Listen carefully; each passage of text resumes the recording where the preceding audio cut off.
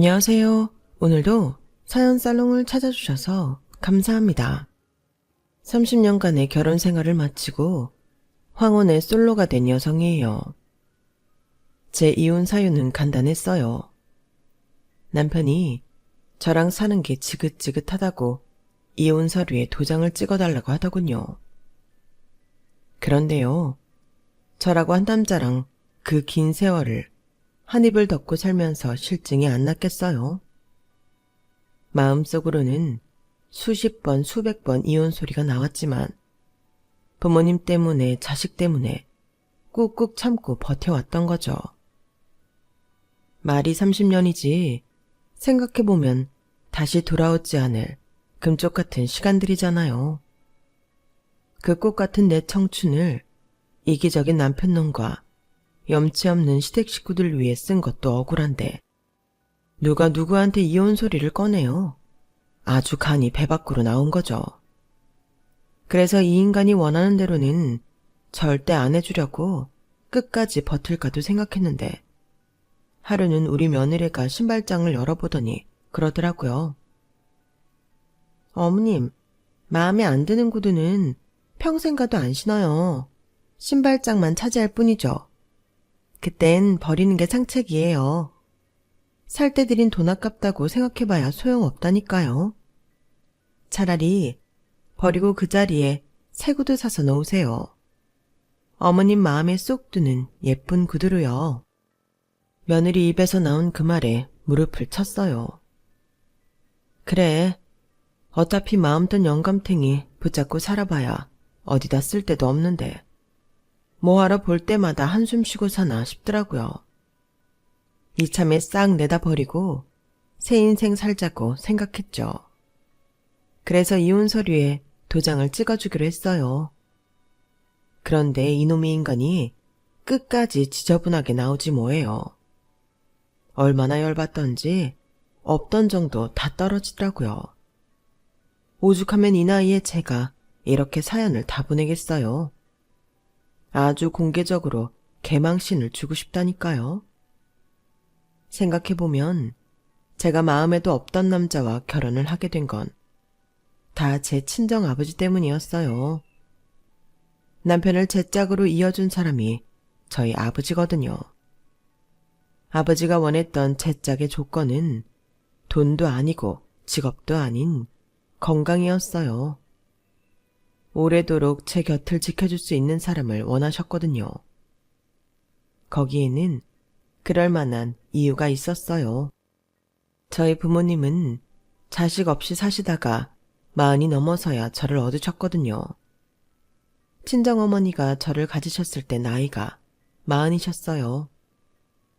아버지는 46이었고요. 아내의 임신 소식을 듣고 아버지는 무척 기뻐하셨지만 한편으로는 걱정이 되셨대요. 아무래도 두 분 나이 때문이었죠. 제가 20살이 될 때면 저희 부모님은 두 분 모두 환갑을 넘긴 나이가 되실 테니까요. 그때 친정어머니가 그러셨대요. 나오는 데 순서 있어도 가는 데는 순서 없다잖아요. 젊은 부모라고 자식 곁에 오래 있어준다는 보장이 있나요? 우리가 운동 열심히 하고 몸에 좋은 것도 많이 먹으면서 우리 아이 옆에서 오래오래 살아주면 되지 않겠어요? 정 그렇게 걱정이 되면 명이 긴 반려자로 짝지어주면 되죠. 뱃속에 아이가 사내라면 안사람 보살핌 받으며 살면 되고 계집애면 남편 그늘에서 살면 되는 거니까요. 그러니 너무 걱정 말아요.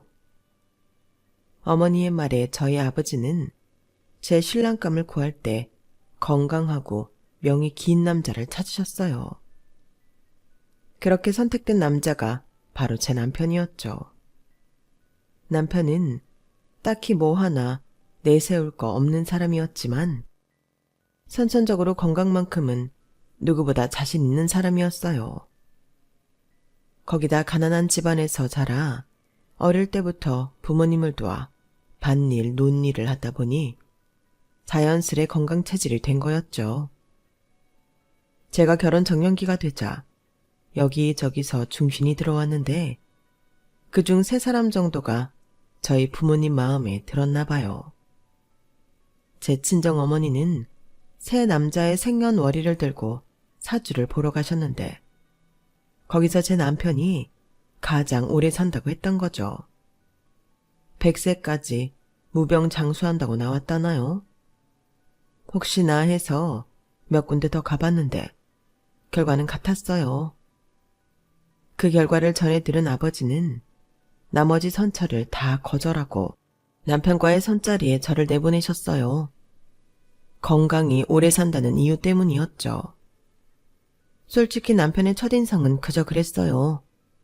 얼굴은 시커멓고 되게 촌스러웠거든요. 커피에 설탕을 3스푼이나 넣고는 그걸 휘휘 저은 티스푼을 입으로 쪽쪽 빨고는 제게 건네더라고요. 커피엔 자고로 설탕을 듬뿍 넣어야 맛있다나요? 그러니 저도 설탕을 넣으라는 거였죠. 제가 반응이 없자 남편은 자기 입으로 쪽쪽 빨던 티스푼으로 설탕을 떠서는 제 커피에 넣고 휘휘 저어주었어요. 차마 더럽다는 말을 할 수가 없어서 고맙다고 말하곤 커피에는 입도 안 댔죠. 그리고 내꽂은 커피잔만 쏘아보고 있었는데 앞에서 후루룩거리는 소리가 요란하게 나는 거예요. 그 소리의 주인공은 남편이었어요. 뜨거운 커피를 후후 불어가며 온갖 호들갑을 떨면서 마시는데 안 그래도 주말이라 호텔 라운지엔 선보러 나온 사람들로 북적이고 있었는데 그 사람들 시선이 순식간에 저희 테이블로 쏟아진 거예요. 다들 입가를 실룩거리며 키득거리더군요. 그 바람에 저는 얼굴이 당근처럼 빨개졌는데 정작 그 사단을 일으킨 남편은 너무도 태어난 거예요. 캬, 커피 맛 좋다. 역시 서울은 뭐가 달라도 다르네요. 서울은 고등학생 때 수학여행으로 처음 와봤어요. 와, 그때 엄청 놀랐잖아요. 차도 많고 빤딱빤딱거리는 것도 많고 아주 정신이 없더라고요. 이번이 2번째 서울여행이에요. 좋은 놈이 출세했지. 선 본다고 우리나라에서 제일로 좋은 호텔에도 와보고. 선희 씨는 서울 사람이라 이해가 안 되죠? 난요, 고등학교 졸업하고 회사에 취직하고도 줄곧 시골에서만 살아서 그런가 서울이 참 낯설고 그러네요. 근데요, 아까부터 사람들이 우리를 쳐다보는 것 같은데 내가 촌놈인 걸 눈치챈 거 아닐까요? 비록 사람이 채신머리도 없고 매너라고는 눈꼽만큼도 없는 사람이었지만 순박한 모습이 싫지만은 않았어요. 그날 선본 얘기를 집에 가서 했더니 아버지가 그러시더라고요. 됐어. 그만하면 사윗감으로 충분해. 뺀질뺀질한 것들보다는 남자는 자고로 투박하고 뚝심 있는 놈이 진국인 거야. 그놈이 대학은 안 나왔어도 머리가 좋아서 박사장 회사에서 일 잘하는 걸로 유명한 모양이더라. 식 올리기 전에 서울로 데려와서 내 밑에서 본격적으로 일 가르쳐야겠어. 아버지, 저 이렇게 시집가고 싶지 않아요. 아직 대학 졸업도 안 했고 결혼은 내 마음에 드는 남자랑 하고 싶다고요. 이 녀석이 또 그런다. 선이야, 우리가 살면 얼마나 살겠냐. 하나뿐인 딸내미 옆에 듬직한 사위 만들어놔야 나도 네 엄마도 마음이 편하지 않겠어? 사내놈 다 거기서 거기다. 명 길고 건강한 놈이 최고야.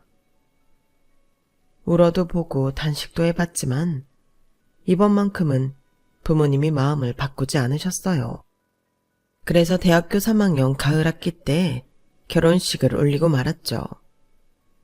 원래 결혼식은 남편 고향에서 하기로 했었는데 식을 올릴 예식장도 마땅치 않았고 무엇보다 저희 쪽에 비해 시댁 쪽 하객이 얼마 안 돼서 그냥 서울에서 올리기로 했어요. 당연히 결혼식 비용과 시댁 하객들을 모시고 오는 차편, 식사비 등은 저희 쪽에서 지불했죠. 사실 남편은 맨몸으로 장가를 들었다고 해도 과언이 아닐 정도로 아무것도 해오지 않았어요. 하고 싶어도 할 형편이 안 되었거든요. 저희 아버지는 저희가 살 집도 마련해 주시고 남편이 출퇴근 때 타고 다닐 승용차도 새로 뽑아주셨어요. 거기다 결혼식을 올리기 전에 아빠 회사로 데려와 본격적으로 일을 가르치기 시작하셨죠. 비록 같은 집에서 살지는 않았지만 남편은 누가 봐도 대릴 사위였어요. 저희 집에서 이렇게 받기만 했으니 남편도 저희 집에 잘하는 건 당연했죠.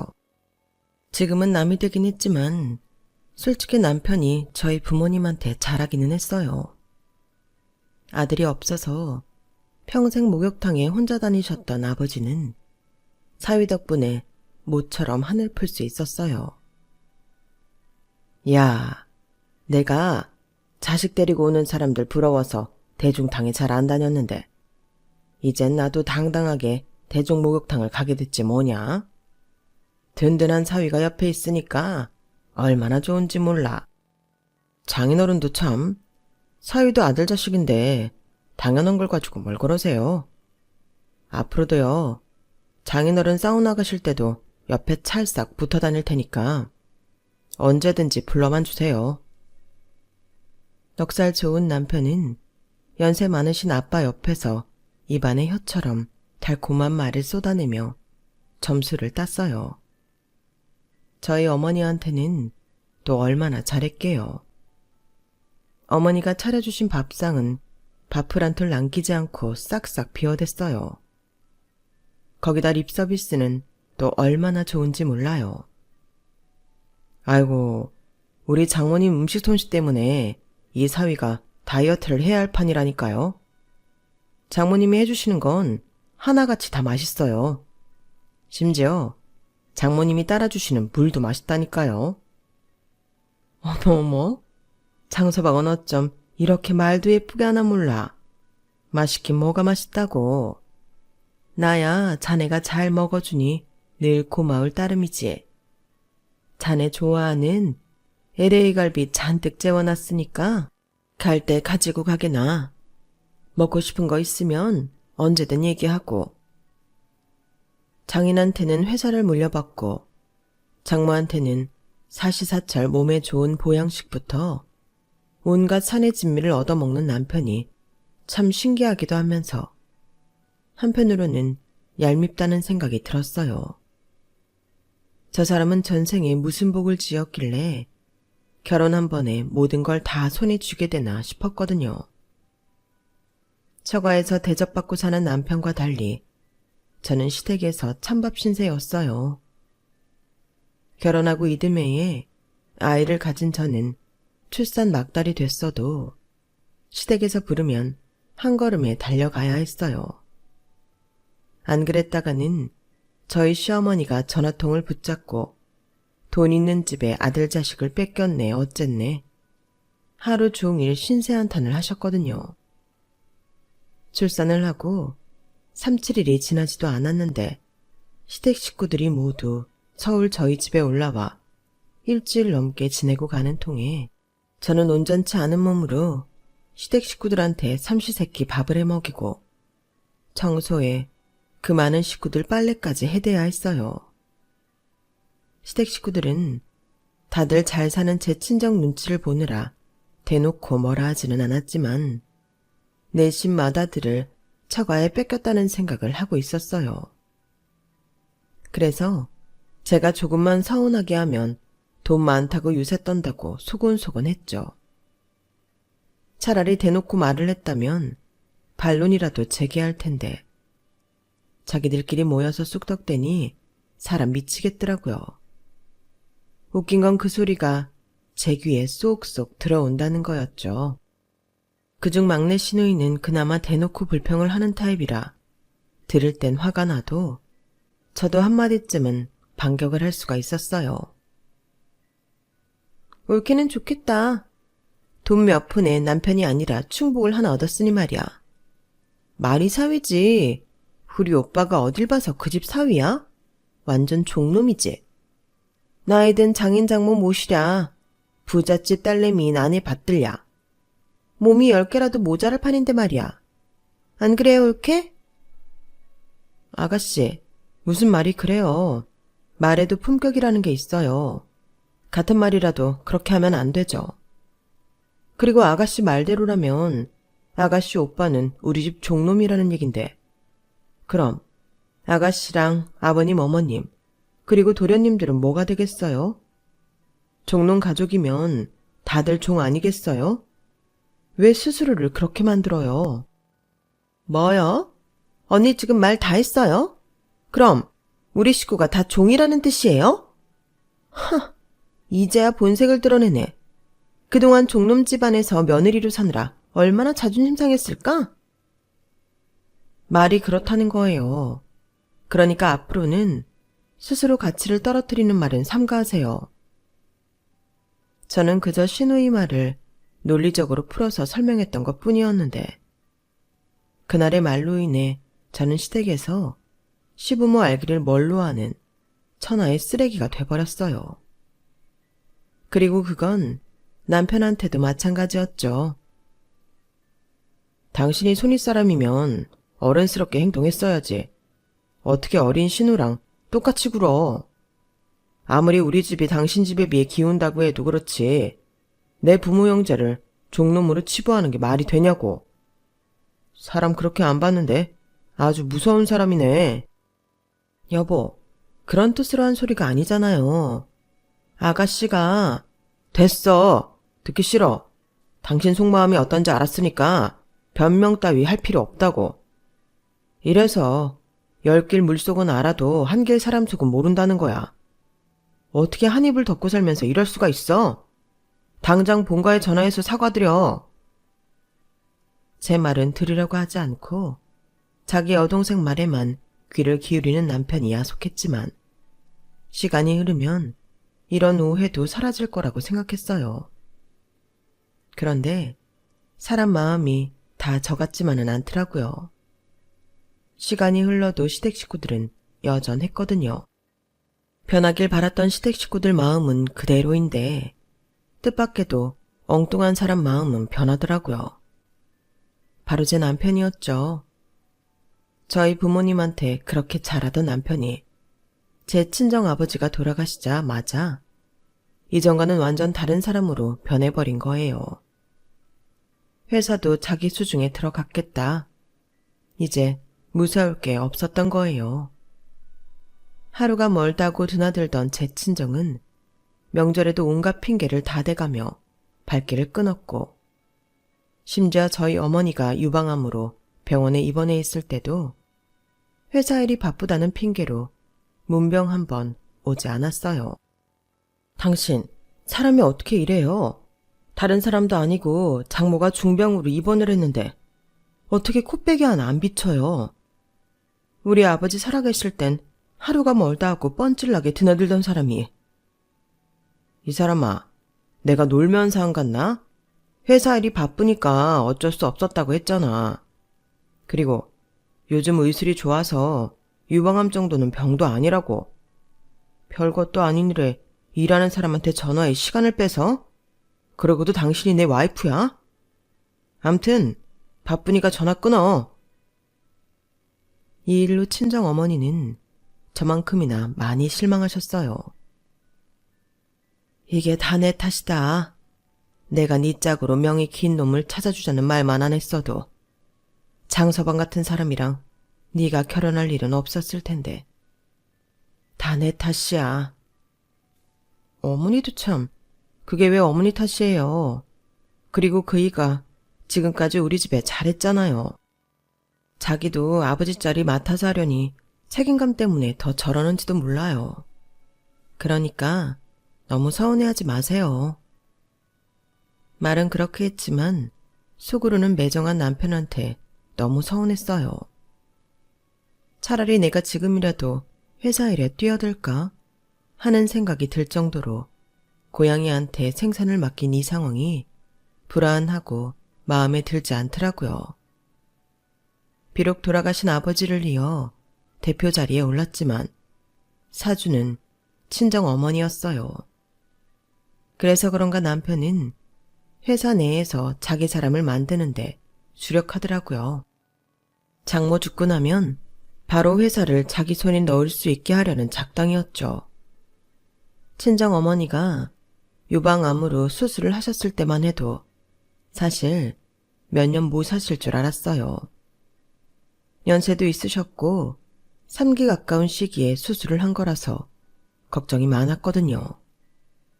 그런데 제 아들, 딸이 시집장가를 갈 때까지도 어머니는 정정하셨어요. 식이요법도 하고 요가도 시작하시면서 오히려 수술 전보다 더 건강해지셨죠. 아마도 미덥지 않은 사위 때문에 어머니가 더 기를 쓰고 오래오래 사시려고 노력하시는 게 아닌가 싶더라고요. 친정아버지가 돌아가신 이후 대표 자리에 앉은 남편이 제일 먼저 했던 일은 자기 형제들을 회사에 불러들이는 거였어요. 다들 학벌도 변변찮고 직장 생활이라고는 해본 적도 없는 사람들이었는데도 득채니 뭐니 말도 안 되는 방식으로 입사를 시킨 거죠. 중소기업이라고는 해도 이건 있을 수 없는 인사였죠. 그래서 회사 내부에서 반발도 있었는데 남편은 되려 반발하는 직원을 좌천시키거나 트집을 잡아서 회사에서 내쫓아버렸어요. 그러니 누가 남편 말을 거역하겠어요. 딸랑이 들고 꿀 빨아먹으려는 사람들만 남편 옆으로 찾아들었고 일 잘하고 성실한 직원들은 회사를 나가거나 입을 다물게 된 거였죠. 그렇게 10여 년 가까이 지나는 사이 회사에는 남편 사람들로 가득 찼고 경영은 엉망이 되었어요. 거기다 경제 악화까지 겹치면서 회사 사정은 말이 아니게 되었죠. 남편은 매번 경제 상황 때문에 회사가 기울어진 거라고 말했지만 실상은 그게 아니라는 걸 알고 있었어요. 남편의 말도 안 되는 경영 방식에 참다 못한 아버지 신복들이 저를 찾아와 회사 돌아가는 얘기를 전해주었거든요. 이제 다들 연세도 드시고 회사를 그만두게 되었기 때문에 거칠 것 없이 다 털어놓을 수 있었던 거예요. 선이야, 지금이라도 네가 회사 일에 뛰어들면 어떻겠니? 나야 이제 나이도 들어서 회사를 떠나는 몸이지만 남아있는 사람들을 생각하면 이렇게 회사 문을 닫을 수는 없잖아. 네 아버지가 어떻게 일군 회사인데. 아저씨도 참, 제가 회사 일을 어떻게 해요. 평생 집안 살림만 하던 사람이. 아버지가 널 왜 경영학과에 보내셨겠니? 네 아버지가 허허 실실하는 분 같아도 뼛속까지 사업가인 분이셨다. 당신이 청춘 바쳐서 만든 회사 사위선에 지어주고 가실 분이 아니라고. 아직은 회사에 내 사람들이 조금 있으니까 그 사람들 잘 추스려서 회사 좀 살려봐라. 나도 도울 일이 있다면 언제든 발벗고 달려올 테니까. 그때는 한 귀로 듣고 한 귀로 흘렸는데 얼마 지나지 않아 뜻하지 않게 결심을 하게 될 계기가 생겼어요. 하루는 손녀딸 하원을 시켜야 해서 애 유치원에 갔는데 남편한테 전화가 왔더라고요. 어디냐면서 당장 집으로 좀 오라더군요. 그래 손녀딸을 데리고 허겁지겁 집으로 왔더니 남편이 제 앞으로 서류 봉투를 툭 던지는 거예요. 이게 뭐예요? 묻지 말고 일단 열어봐. 보면 알 거 아냐. 퉁명스럽게 말하는 남편을 보니 좋은 내용이 담긴 건 아닌 것 같았어요. 아니나 다를까 어이없는 서류가 들어있더라고요. 내 건 다 썼으니까 당신 것만 써서 나한테 줘. 접수는 내가 직접 할게. 남편이 건넨 건 다름 아닌 이혼 서류였어요. 뜬금없이 이제 와서 이혼을 하자고요? 뜬금없긴. 난 아주 오래전부터 생각했던 거야. 이젠 당신이란 사람이랑 사는 게 아주 지긋지긋하거든. 말이 났으니 말인데 우리가 각방 쓰고 산 지 한참 됐잖아. 애들 시집장가 보낸 후로는 당신은 장모님 댁에서 살다시피 했으니 별거라면 별거라고도 할 수 있을 거고. 무엇보다 내가 더 나이 들기 전에 내 인생 제대로 살아보고 싶어졌어. 마음도 떠났고 몸도 떠났는데 부부로 살 필요가 뭐 있어. 같이 사는 동안 당신이 돈 한 푼 벌어온 적 없었지만 그래도 인정상 재산의 반은 위자료를 줄 테니까 군소리 말고 깔끔하게 헤어지자고. 남편은 마치 선심이라도 쓰듯 재산의 반을 주겠다고 하더군요. 그런데 이건 계산이 좀 잘못된 거잖아요. 애초에 그 재산은 제 부모님 거였으니까요. 결혼할 때 몸만 딸랑 들고 와서는 내 부모가 남긴 재산의 반을 먹겠다고요. 거기다 회사의 지 동생들 자리까지 억지로 만들어서 이날 이때까지 월급을 줬으면서요. 말도 안 되죠. 그래서 일단 생각할 시간을 달라고 했어요. 남편은 그럼 생각할 동안 친정에 가서 지내라고 하더군요. 그렇게 집을 나와 친정으로 온 저는 아흔이 넘으신 어머니 앞에서 차마 이혼 얘기를 꺼내기가 힘들었어요. 살 날이 얼마 안 남은 부모한테 효도는 못할 망정 마음의 짐을 안겨드리고 싶지 않았거든요. 그런데 이놈의 인간이 저 몰래 제 어머님께 전화해 이혼 얘기를 꺼낸 모양이었어요. 친정에 가보니 어머니가 저보고 그러시더라고요. 예전 같으면야 이혼이 큰일 날 일이었나 몰라도 요즘은 아니더라. 이미 마음 뜬 놈 잡고 살아봐야 너만 고생이지. 안 그러니? 이 늙은 어미 걱정에 다 끊어진 줄 잡고 살아보겠다는 노력은 하지 마라. 대신 그놈 하는 짓거리가 괘씸해서 온전히는 못 끝내주겠다. 네 아버지 회사 네가 받아서 해라. 그놈한테는 절대 뺏기면 안 돼. 폐음막록한 놈 같으니라고. 제 앞에서는 담담하게 행동하셨던 어머니한테 나이 든 딸의 이혼은 큰 충격이었던 모양이었어요. 도대체 그 인간이 어머니께 전화해 뭐라고 하면서 이혼하겠다는 소리를 한 건지. 어머니는 그날 이후 식사도 제대로 못하시고 감기 기운에 앓으시다 결국 폐렴까지 번져 입원을 하게 되었어요. 어머니 병실을 지키다가 하도 천불이 나서 남편한테 전화를 했어요. 당신이 뭐라고 했길래 우리 어머니가 이렇게 되신 거야? 말해봐. 뭐라 그랬어? 아니, 이젠 장모 아픈 것도 내 탓이야? 뭐라고 하긴 뭘 뭐라고 해. 당신 딸 굶어 죽지 않게는 챙겨주겠다고 했지 뭐. 노인네가 어찌나 욕심이 많은지 재산 절반을 준다는데도 부족하다고 난리더라고. 아니, 집구석에서 살림만한 여자한테 그 정도 주면 많이 주는 거 아니야? 대기업 사장들 이혼할 때도 보면 위자료는 얼마 안 되던데. 장모님은 세상 물정도 모르시고. 참. 뭐라고 이 개자식아? 넌 인간의 껍을 쓰고도 어쩌면 그럴 수가 있니? 연세 드신 장모한테 꼭 전화해서까지 이혼 사실을 알려야겠어? 충격받으실 건 생각도 안 해? 네 부모라면 그렇게 했겠니?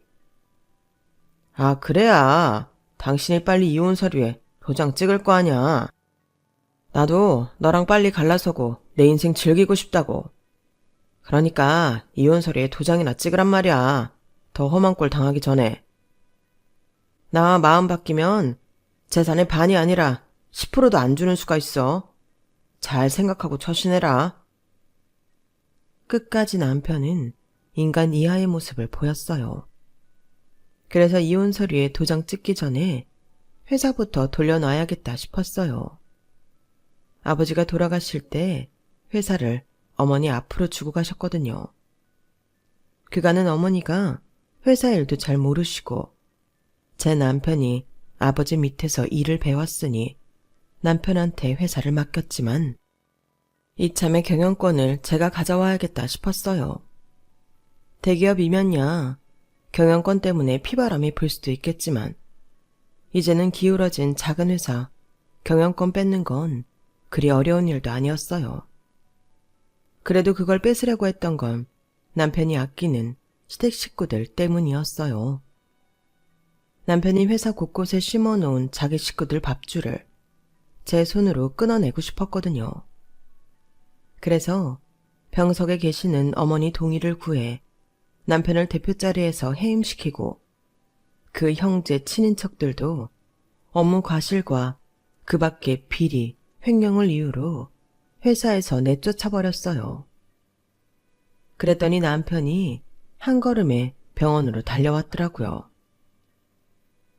이게 어떻게 된 거야? 내가 왜 내 회사에서 쫓겨나? 누구 마음대로? 내 회사? 그게 왜 당신 회사야? 아버지 돌아가실 때 우리 어머니 앞으로 주신 회사야. 당신은 그동안 우리 어머니 동의하에 대표직만 맡았을 뿐이라고. 서류상으로도 그렇게 돼 있는데 몰랐어? 변호사랑 다 상의해서 한 일이니까 토달려거든 소송을 걸어. 아, 그리고 당신이 회사에 끌고 온 떨거지들도 이참에 싹 다 데리고 나가고. 야, 너 아주 웃기는 년이구나. 그동안 나나 되니까 그 회사를 끌고 온 거지. 다른 놈이면 진작에 말아먹어도 말아먹었어. 네가 나 없이 회사 경영을 할 수 있을 것 같냐? 어림도 없어. 내가 회사를 말아먹든 구워먹든 신경 끄시고 당신은 대표실이나 빼세요. 그래, 좋다. 내가 더러워서 그깟 회사 그만둔다. 아, 대신 퇴직금은 제대로 정산해서 내놔라. 걱정하지 마세요. 당신 퇴직금의 절반 온전히 송금해 줄 테니까. 그 말에 남편은 발끈했어요. 왜 반이야? 내가 피땀 흘려 이랬지. 네가 이랬냐? 어디서 남의 노고를 맨입으로 먹으러 들어? 넌 염치란 것도 모르냐? 염치? 그 말이 당신 입에서 나온다는 게 어이없네. 이혼하자며 재산의 반 준다며? 그럼 당연히 퇴직금도 반을 나눠야지.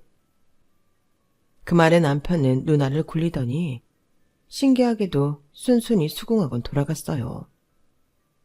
남편이 돌아간 뒤 아무래도 찜찜하더라고요. 저 인간이 순순히 퇴직금 반을 내줄 사람이 아닌데 별 말 없이 수긍하는 게 이상했거든요. 아무튼 안 주겠다고 뻗대는 게 아니니 다행이란 생각도 들었어요. 며칠 뒤 친정으로 아들, 딸 내외를 불러 이혼 얘기를 꺼냈어요. 자식들은 생각보다 담담히 받아들이더라고요. 그런데 손녀딸이 대뜸 그러는 거예요. 그럼 나 할아버지 농장에서 말 타기로 한 건 어떡해? 할아버지랑 할머니 이혼하면 나 제주도 못 가잖아. 저를 비롯해 아들, 딸 내외는 뜬금없는 손녀딸의 제주도 농장 타령에 의아했어요. 그래서 며느리가 애한테 할아버지는 서울에 사시는데 왜 제주도에 가냐고 했더니 애가 그러는 거예요. 언젠가 할아버지가 휴대폰으로 사진을 보여주면서 제주도에 있는 집이랑 농장, 심지어 말까지 자랑을 했었다고요. 어린애가 한 소리라서 그냥 넘길 수도 있었지만 왠지 그 순간만큼은 촉이 발동되더라고요. 남편이랑 같이 살 때 한동안 툭 하면 제주도로 출장을 갔던 게 떠올랐거든요. 그때 제가 우스갯소리로 제주도에 황금이라도 묻어둬서 자주 가는 거냐는 소리도 했으니까요. 그래서 업체에 의뢰해 남편의 재산 추적을 했어요. 그랬더니 세상에 제주도에 땅이 엄청나게 있더라고요. 남편 명의는 아니었고 죄다 지 동생들 앞으로 해둔 거였어요. 사들인 시점을 따져보니 회사가 기울어지기 시작하던 시점부터였어요. 사람이 말이죠. 의심이 가면 끝도 없는 거잖아요. 그래서 회사 경리과 직원들이랑 달라붙어서 남편의 제주도 부동산이 늘어난 것과 회사에서 빠져나간 돈을 맞춰봤어요. 그랬더니 이게 아기가 딱 맞아 떨어지는 거예요. 그동안 경리과에 지 형제들을 앉혀놓더니 이런 작당을 했던 거였죠. 이렇게 재산을 숨겨놨으니 헛개비 같은 회사도 쉽게 내놓고 퇴직금도 절반이나 내놓겠다고 했던 거였어요. 쥐새끼 한 마리가 남의 집 겉간에 들어와 쌀가마를 옮겨놓을 줄 누가 알았겠어요. 그래서 이혼 서류에 사인을 해주기에 앞서 그간 남편과 시동생, 시누이가 회사 돈을 횡령한 혐의도 고소부터 했어요. 이 멍청한 인간들이 회사 돈을 옮기면서도 하도 흔적을 많이 내놔서 증거를 찾는 건 쉬운 일이더라고요. 남편과 남편 동생들의 횡령 소식이 알려지자 퇴사한 아저씨 삼촌들이 모두 달려와 수기로 작성된 서류도 찾아주시고 당시 회사 사정에 대한 증언도 해주셔서 소송은 생각보다 쉽게 끝이 났어요. 한몫 단단히 챙기고 이혼을 하려던 남편은 그동안 빼돌린 돈도 몽땅 회사에 토해내게 되었고 저와의 이혼으로 퇴직금도 절반을 내어주게 되었죠. 거기다 남편과 시누이 시동생은 공금횡령죄로 벌금형과 실형을 받게 되었고요. 그제야 남편은 눈물 콧물 빼가며 싹싹 빌더군요. 여보, 내가 그동안 당신 부모님한테 얼마나 잘했어? 그건 당신도 인정하잖아. 내가 비록 회사 돈에 손을 대긴 했지만 그동안 내가 회사 운영하면서 벌어준 돈에 비하면 아무것도 아니라고. 같이 산 시간을 생각해서라도 횡령죄만은 무마해주라. 나를 위해서 그래달라는 게 아니야. 애들을 생각해서 그래달라는 거야. 지 아빠가 횡령죄로 실형을 살면 애들이 지들 처가랑 시집에 어떻게 얼굴을 들고 살겠냐고. 애들 생각해서라도 제발 소송 좀 취하해줘. 내가 이렇게 부탁할게. 흑히고 있네. 누가 누굴 걱정하니? 우리 애들? 너 같은 인간 아버지로도 생각 안 해. 너한테 가족은 네 부모랑 형제들 뿐이잖아. 우리 애들도 그거 다 알아. 자식들 생각을 했다면 네가 인생을 그따위로 살면 안 되지. 그 소송 누가 하라고 했는 줄 알아? 우리 영민이가 먼저 권하더라. 너랑 네 형제들이 빼먹은 내 부모 재산 하나도 빼지 말고 다 받아내라고. 네 아들이 그랬다고. 가진 거라곤 몸뚱이 하나밖에 없는 거 받아줬더니 이런 배은망덕한 짓을 해놓고도 선처를 바래? 웃기지 마. 네 놈은 벽에 똥칠할 때까지 오늘 일을 후회하면서 살아. 남편과 이혼한 저는 아버지 회사를 물려받아 현재까지 운영하고 있어요. 남편한테 되찾은 회사 돈으로 다시 회사를 살릴 수 있었거든요. 제 이혼 소식에 병원 신세까지 지내셨던 어머니는 다행히 회복되셨고 지금은 저와 함께 살고 계세요. 남편의 공금횡령을 밝히는데 큰 공을 세운 제 손녀딸한테는 선물로 승마 레슨을 시켜주기로 했어요. 굳이 제주도까지 안 가도 말을 탈 수 있다니까 손녀딸이 그렇게 좋아하더라고요. 늦둥이 딸 걱정에 부모님이 골라주셨던 명이 긴 남자는 이렇게 제 손으로 연을 끊어버렸지만 부모님의 걱정과 달리 저는 외롭지 않게 살 수 있을 것 같습니다. 앞으로 머리 터지게 회사 일에 매달려 살아야 해서 외로울 틈이 없을 것 같거든요. 진작에 명이 긴 남편이 아니라 제게 회사를 물려주셨으면 더 좋았을 걸 그랬어요. 앞으로는 아내가 아닌 엄마가 아닌 사업가로서 제2의 인생을 대차게 살아보려 합니다. 지금까지 제 사연을 들어주셔서 감사합니다. 건강이 최고죠. 항상 건강하시고 행복하세요.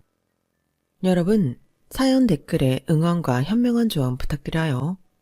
좋아요와 구독은 저에게 큰 힘이 됩니다. 오늘도 좋은 일 가득하세요.